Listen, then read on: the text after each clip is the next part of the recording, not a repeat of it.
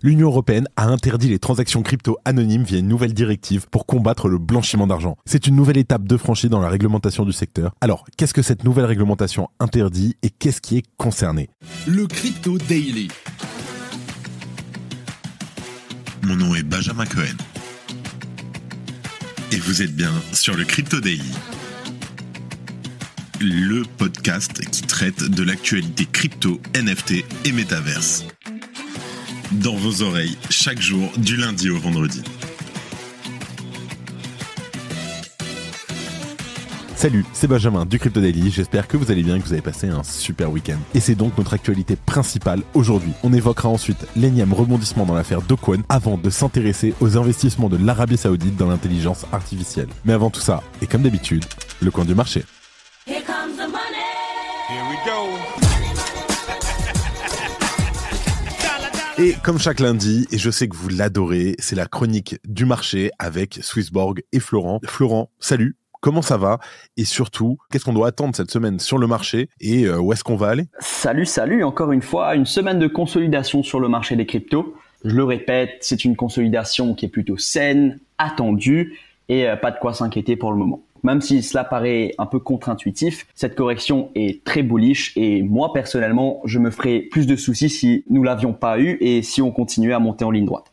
Maintenant, quand on analyse le marché un peu plus en détail, on voit que dans les majeurs, c'est Solana qui nous montre le plus de résilience. Pendant les 2 dernières semaines, on voit qu'on a eu un nouveau record en termes de wallet active sur la chaîne et sa TVL, qui est un indice pour à peu près mesurer l'activité sur cette chaîne en termes de finances décentralisées, s'élève aujourd'hui à plus de 4,5 milliards de dollars contre 210 millions il y a à peu près un an. Donc oui, la renaissance de Solana est bien réelle et il semblerait, en tout cas je pense, qu'elle ait encore beaucoup de marge vers le nord et que Solana vraiment est une des majeures qui a le plus de potentiel selon moi. Maintenant, Ethereum, quant à elle, est un peu moins explosive. Cependant, je pense qu'on a plusieurs éléments positifs pour Ethereum pour les prochains mois.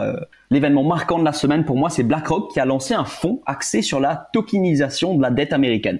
Personnellement, je trouve cette news très bullish et c'est un signe que la finance traditionnelle commence enfin à mettre non pas un pas, mais les 2 pieds dans la crypto et que pour le moment, ils utilisent Ethereum comme la chaîne de référence pour la DeFi. Un autre catalyseur important pour Ethereum, c'est l'EIP 4844 et en d'autres mots, c'est Duncan Upgrade. C'est une upgrade de la chaîne, ce qui a permis de réduire les frais de transaction sur les layers 2 de manière plutôt considérable. Et là, je vous donne un petit peu d'alpha. Il semblerait que la layer 2 de Coinbase, Base, soit dans une position très favorable et commence à attirer beaucoup d'utilisateurs sur cette chaîne.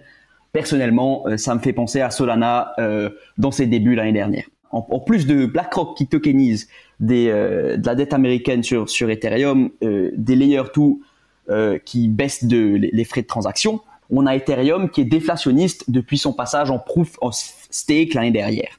Maintenant, quand on rajoute à cela Eigenlayer, qui arrive à grands pas et qui pourrait augmenter le nombre d'Ethereum stackés par tout le monde, il semblerait que les étoiles commencent à être alignées pour cette chaîne. Affaire à suivre. Maintenant, quand on regarde le roi Bitcoin, on note un ralentissement sur l'activité des ETF cette semaine. Cette semaine a été la première avec un outflow net de capital d'à peu près 860 millions de dollars. Encore une fois, c'est dominé par les outflows de Grayscale. Cependant, après le gros hype généré par les ETF, on le rappelle, ça a été probablement le launch d'ETF le plus successful de l'histoire. Je pense que ce ralentissement était plutôt attendu et ça ne remet en aucun cas l'intérêt des institutions pour le Bitcoin. Par contre, ce qu'on espère, c'est une reprise des afflux nets de capitaux dans les prochains jours/semaines. Et avec le halving qui arrive, cela pourrait être, entre autres, le catalyseur d'un nouveau run sur la crypto. Merci Florent, bien sûr on te dit à la semaine prochaine et d'ici là, on verra où on sera. Et oui, à la semaine prochaine. Alors, avant d'enchaîner, cette semaine, le Crypto Daily participe au Podcaston. En fait, c'est une initiative d'1 semaine auquel participent plusieurs centaines de podcasteurs avec l'objectif de mettre en avant différentes associations au travers de leur contenu et donc notamment des podcasts. Donc, on produit aujourd'hui cet épisode en l'honneur de l'hôpital Necker Enfants Malades qui accompagne continuellement les enfants hospitalisés pour leur rendre la vie plus facile. On vous met en lien en description si jamais vous voulez faire un petit don, 5, 10, 20 euros, c'est déjà très très bien. Et bien sûr, merci à tous ceux qui donnent. Et en première news, il y a une grande rumeur qui a enflammé la communauté durant le week-end. L'Union européenne aurait introduit une nouvelle directive qui interdit les transactions utilisant des portefeuilles de crypto anonymes et gérés de manière privée, donc les wallets non-custodial, comme par exemple les ledgers, les hot wallets, etc. Et ce, quelle que soit la valeur de la transaction. Mais la réalité est plus nuancée. Alors, qu'est-ce qu'il s'est passé ? Concrètement, un représentant du Parlement européen a révélé qu'une réglementation qui vise à lutter contre le blanchiment d'argent avait fixé des limites aux transactions en espèces et interdit toutes les transactions anonymes en crypto. Plus précisément, elle rendrait illégale toute transaction en espèces supérieure à 10 000 euros et toute transaction anonyme en espèces supérieure à 3 000 euros. Et pourtant, cette affirmation est tout simplement fausse, puisque le texte en question n'affecte pour le moment que les entreprises ayant besoin de l'agrément CASP, C-A-S-P, pour opérer dans l'Union européenne. D'ailleurs, ce texte n'est pas spécifique aux crypto-monnaies, mais à tous les services financiers présents dans l'Union européenne. Le texte ne concerne donc pas les fournisseurs de portefeuilles auto-conservés, comme on l'a dit, Ledger, Trésor, MetaMask ou encore Rabbit. Et si l'on peut tout à fait craindre de voir la législation être étendue aux portefeuilles anonymes, ce n'est pour le moment pas le cas. Ce qui est vrai par contre, c'est que la réglementation de l'Union européenne impose de plus en plus d'obligations légales sur les exchanges crypto-monnaies. L'Union européenne souhaite notamment mettre l'accent sur la nécessité de tenir des registres détaillés des bénéficiaires réels. Le but, révéler les véritables propriétaires ou contrôleurs des entités juridiques. Et d'ailleurs, cette initiative, en fait, elle va obliger un large éventail d'entités à intensifier leur processus de vérification des clients. Les dernières réglementations de l'UE modifient donc la manière dont les crypto-monnaies sont proposées, gérées et surtout échangées dans la région. D'ailleurs, la semaine dernière, le principal exchange OKX a annoncé le retrait de la liste de paires d'échange d'USDT dans la région. La raison, la volonté de se conformer aux règles imposées aux stablecoins par les prochaines réglementations MiCA qui devraient arriver en cours 2025-2026. Une petite seconde pour discuter de où ça va aller, et notamment de la chronique avocat. Sachez qu'on fait donc une petite chronique avocat tous les mois à peu près avec un avocat donc qui vient sur YouTube, sur la chaîne, répondre à toutes vos questions. Donc si jamais vous avez des questions, vous pouvez les mettre en commentaire sur le podcast, vous pouvez nous les envoyer sur Twitter, Instagram, LinkedIn, où vous voulez, et on les passera donc à Arnaud qui s'occupera de répondre à toutes vos questions. Salut, alors on fait une petite pause dans le programme. Est-ce que vous avez déjà entendu parler de Swissborg ? C'est la meilleure application pour prendre en main vos investissements crypto. Tout y est super simple et rapide, c'est un vrai jeu d'enfant. Et le mieux, c'est que c'est régulé et autorisé en France. En plus, avec Swissborg, vous avez toujours les meilleurs prix du marché. C'est fini le temps où on payait trop cher sans le savoir. Et si vous ne savez pas dans quelle crypto investir, pas de panique. Avec Best Blockchain, c'est comme un panier tout prêt avec les meilleurs cryptos choisis par des pros. On ne peut pas faire plus simple. Attention, offre exclusive en ce moment. Inscrivez-vous dès maintenant avec notre lien qui s'affiche maintenant et recevez immédiatement un ticket à gratter 100% gagnant et empocher jusqu'à 100 € instantanément. Alors, qu'est-ce que vous attendez ? C'est le moment de rejoindre Swissborg et d'investir dans les crypto-monnaies en toute sérénité. Cliquez, inscrivez-vous et lancez-vous dans l'aventure avec Swissborg.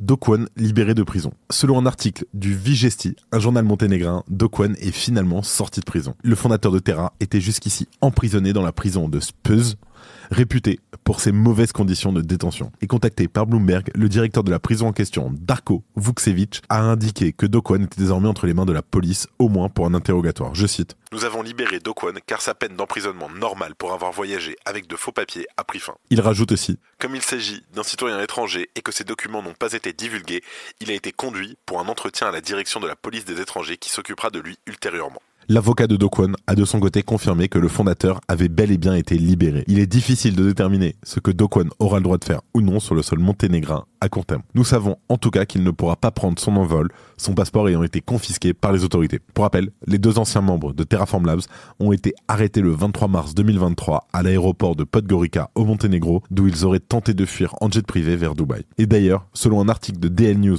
en date du mois de juin 2023, Do Kwon et son compère ont vécu aux côtés de membres de gangs accusés de meurtre, d'extorsion ou encore d'être liés au trafic de drogue à échelle internationale. De son côté, le Conseil de la Cour suprême du Monténégro a demandé un sursis quant à une éventuelle extradition de Do Kwon vers son pays d'origine, la Corée du Sud.